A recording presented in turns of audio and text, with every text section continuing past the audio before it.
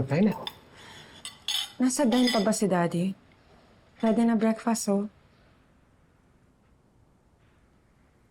Oh, yan na yata. Oy! Almusal! Good morning! Aling Susan? Anong ginagawa niyo dito? Oy, huli sa balita. Dito na ako nakatira.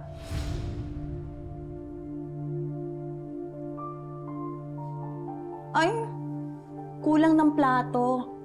Huwag kang mag-alala. Ako na ang kukuha.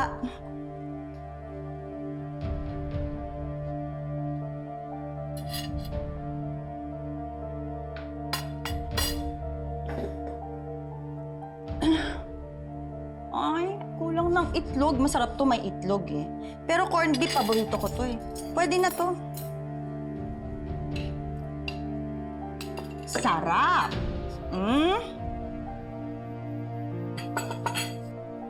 Uy, melon.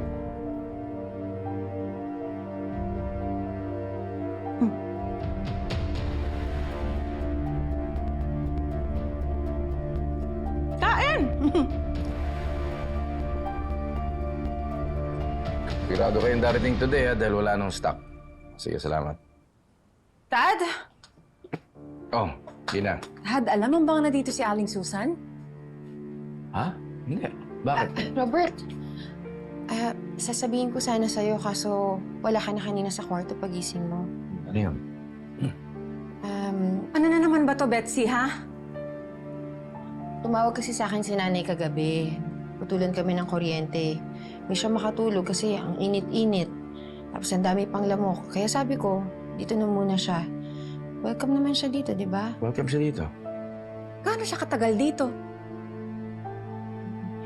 Yun nga sana yung gusto kong ipaalam sa inyo. Kasi sobrang gulo na sa tinitira ni nanay. Ang dumi. Kaya lagi siya nagkakasakit. Ang dami pang sanggano. Basta magulo. Ilang beses na nga pinasok yung bahay namin ng mga adik eh. Hindi ko naman matiis. Hindi ako matahimik na alam kong nahihirapan siya. Kayo ba? Matatahimik ba kayo kung alam niyong ganun yung tinitirahan ng nanay ninyo? Kaya, kung sana pwede, dito na lang muna tumira si nanay. Kung saan alam kong safe siya. Kung okay lang sa inyo. Of course. Mami mo siya. You only want the best for her. She's always welcome here. Salamat, love. Tawagin mo na nanay. Tama ba yung narinig ko? Dito na ako titira na?